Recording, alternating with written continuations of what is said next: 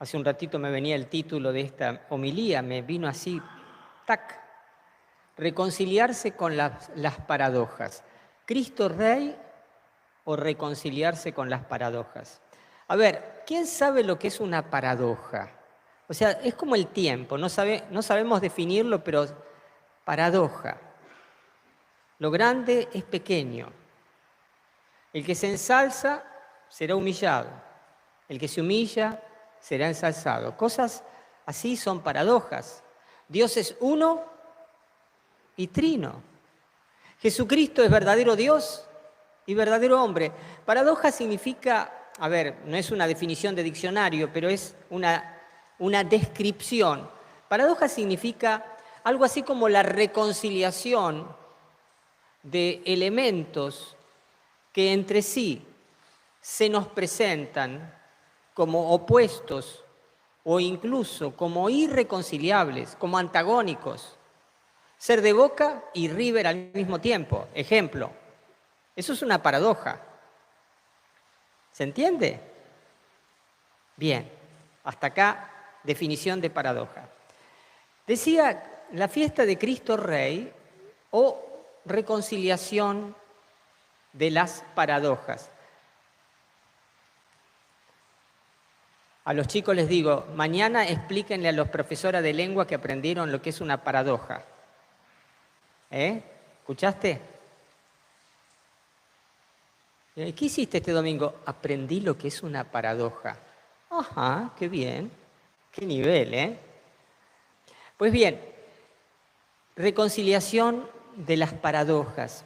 Miren, Jesucristo es el Rey del universo. Hace un ratito, en el inicio de la misa, describí, por decirlo así, el campo de dominio de este Rey, a saber, el universo entero, que para nosotros, hoy en día, para la conciencia de hombres y mujeres del siglo XXI, el universo resulta ser no tan pequeño como lo concebían los medievales.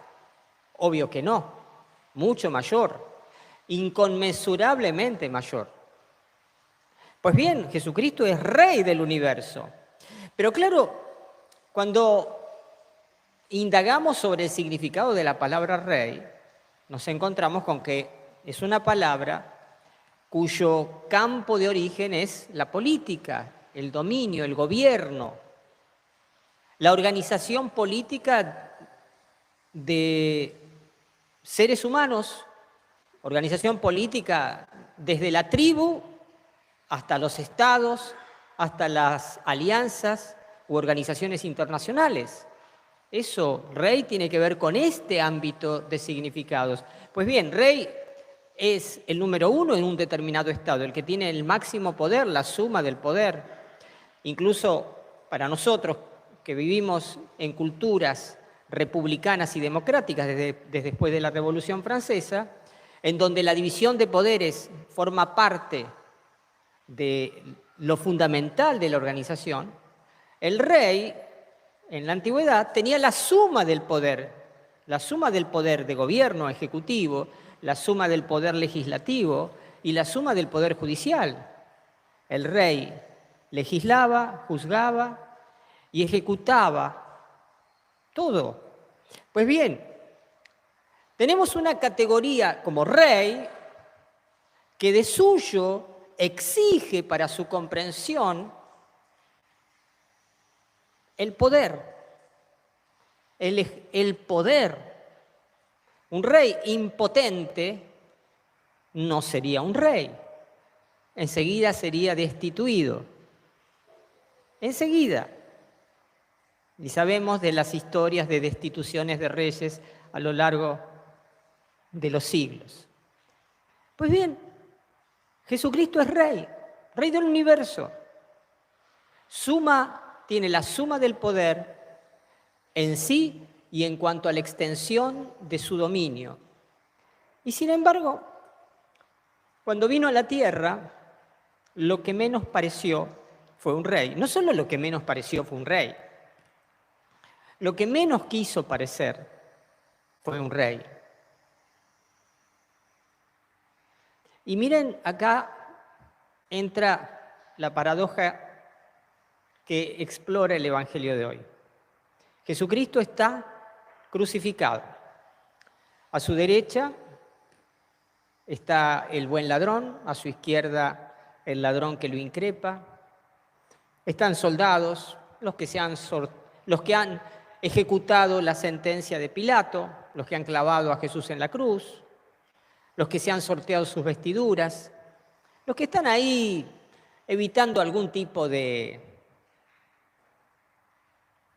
desorden social. Están los soldados y está también los jefes del pueblo, sacerdotes, escribas, ahí, bien vestidos, con sus vestimentas que los identificaban en ese rol de autoridad, de prestigio y de poder. Y está el pueblo. El Evangelio de Juan nos va a contar también que había algunos discípulos, algunas mujeres, entre ellas la madre de Jesús y el discípulo amado. Pero en esta escena del Evangelio de Lucas no se hace referencia a esta presencia. Pues bien, ese rey del universo es reconocido como rey, paradójicamente, a través de las burlas, del escarnio y del insulto. Escuchen cómo se utiliza la categoría de rey no como confesión de fe o aceptación de autoridad, sino como título de escarnio. Los jefes, burlándose, decían: ha salvado a otros, que se salve a sí mismo si es el Mesías. Mesías, ungido, era el rey en primer lugar. Si es el Mesías de Dios, el elegido. Miren qué interesante. Utilizan el título de rey no como un gesto de reconocimiento, sino como un arma de burla. Los jefes del pueblo, los soldados. También los soldados se burlaban de él y acercándose para ofrecerle vinagre decían: si eres el rey de los judíos, sálvate a ti mismo. O sea, lo desafían a que muestre su realeza, ejerciendo un poder milagroso en favor de sí mismo. Sálvate a ti mismo. Si eres, o sea, demuestra que eres. Porque así, desnudo, escarnecido, sangrante, agonizante, nadie puede reconocerte como rey. Pero de esas palabras, fíjense, son tanto más hirientes cuanto que dicen la verdad. Nunca duele tanto una palabra cuanto esa palabra es verdadera y se utiliza como un arma. La ironía, el insulto.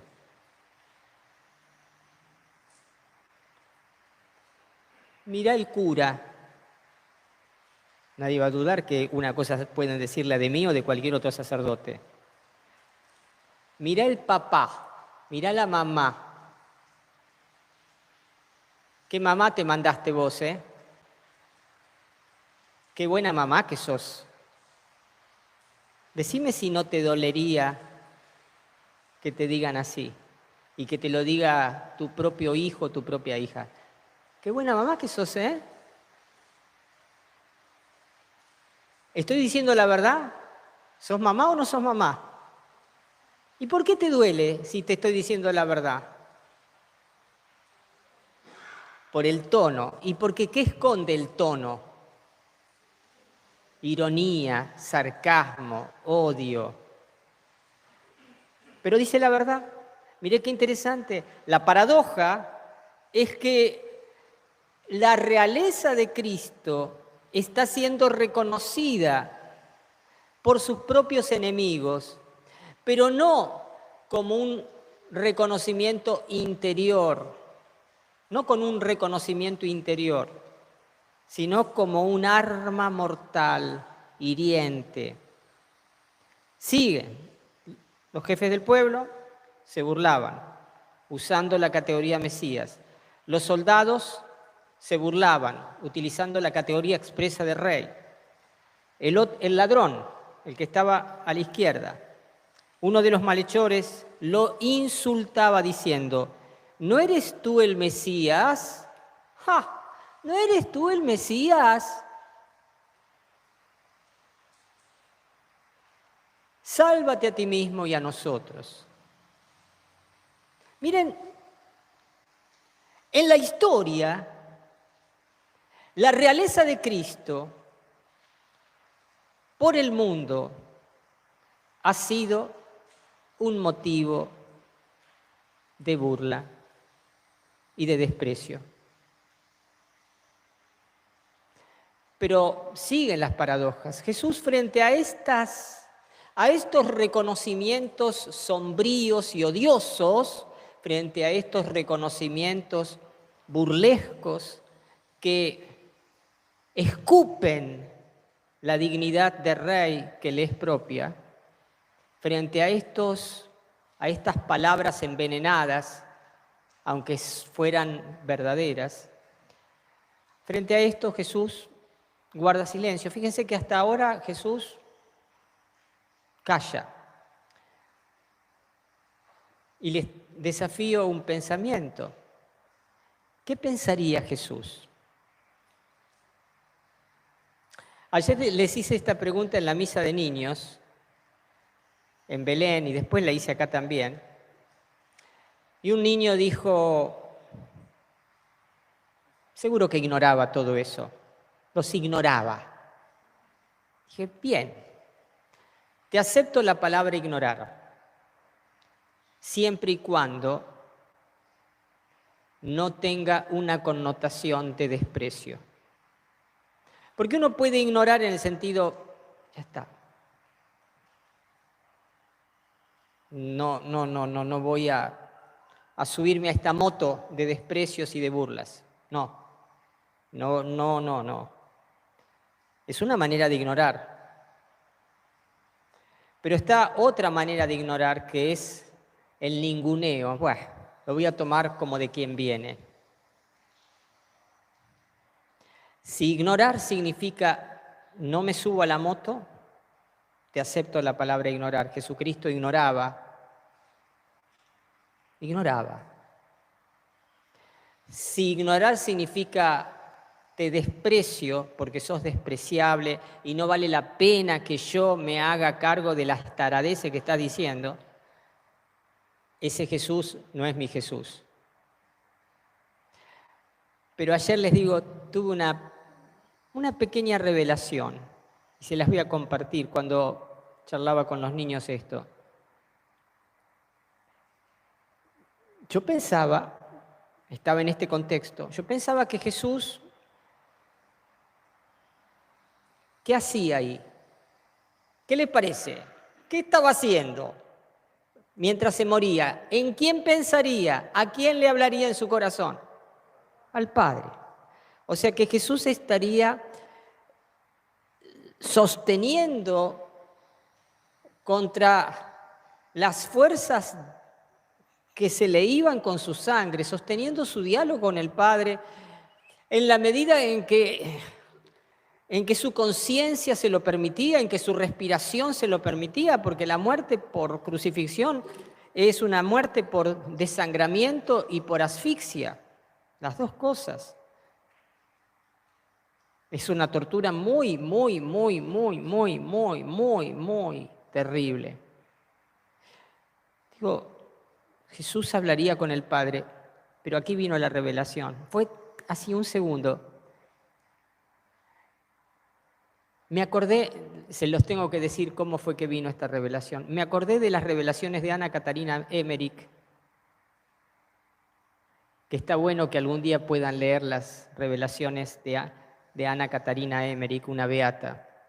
Les digo, para los que no saben, en esto se basó Mel Gibson para La Pasión de Cristo. Y Ana Catarina Emmerich cuenta estas visiones que tuvo de la noche en que Jesús oró. ¿Se acuerdan las 3 horas en el Huerto de los Olivos? ¿Se acuerdan? Padre, si es posible que pase de mí este cáliz. Y cuenta lo que le pasó en la primera hora de oración, qué es lo que el diablo le mostró, las terribles torturas. Ella lo describe mucho mejor, yo voy a ir al hueso.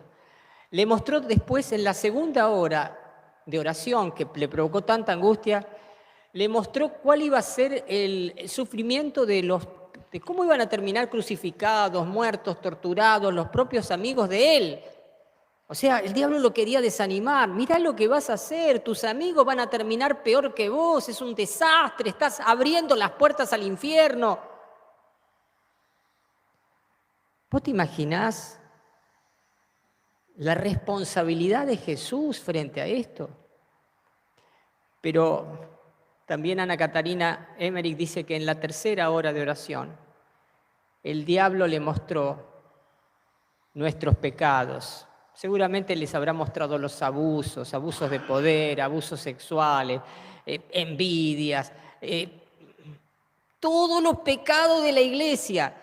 ¿Vos te parece que vale la pena que entregues tu vida por semejantes tarados? Fíjense, me acordé de eso. Y ahí pensé, en esa hora, en realidad, Dios le estaba, no el diablo, Dios le mostró otra cosa. Le mostró el rostro, yo ayer se lo dije a los chicos, el rostro de ustedes, pero le mostró el rostro de los miles y millones en el cielo, gracias a Él. Gracias a vos. Miles y miles y millones estarán en el cielo felices. Gracias a vos, a esto que estás haciendo. Yo creo que ahí estaba el corazón de Jesús.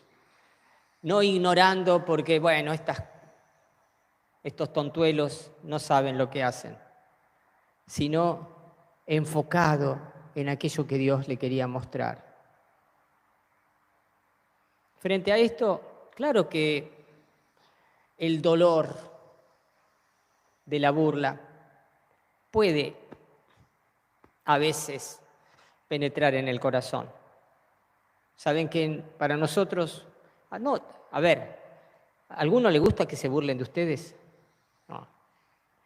Pero bueno, en aquel entonces la burla era peor que un homicidio y que un asesinato. Les digo de verdad. Porque el sentido del honor era mucho mayor que el sentido del honor que tenemos hoy. ¿Cómo me dice esto a mí? Pues bien, les decía paradojas, ¿no? Jesús fue reconocido como rey por quienes utilizaron la palabra rey para burlarse de él y para agredirlo. Pero la otra paradoja, el buen ladrón. Jesús es reconocido como rey por un malhechor y con buena intención. Jesús, acuérdate de mí cuando llegues a tu reino. Lo reconoció como rey. Lo reconoció como rey y lo absolvió públicamente. Otra paradoja. ¿Jesús fue condenado por el Sanedrín? ¿Sí o no? ¿Fue condenado por Pilato?